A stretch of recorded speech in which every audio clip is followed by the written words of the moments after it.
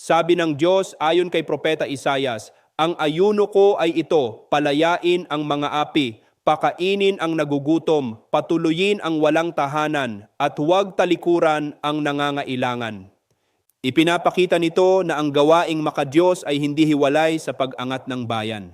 Kaya kapag may pari, pastor o taong simbahan na nagsasabing unahin ang misyon, huwag ang politika, para nilang sinasabing mas mahalaga ang doktrina kaysa sa tao.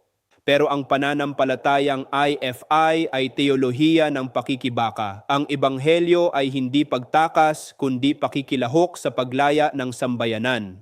At isinilang ang IFI sa gitna ng revolusyon dahil hindi natin maaaring ipangaral ang Diyos ng hustisya habang lumalayo sa laban ng bayan.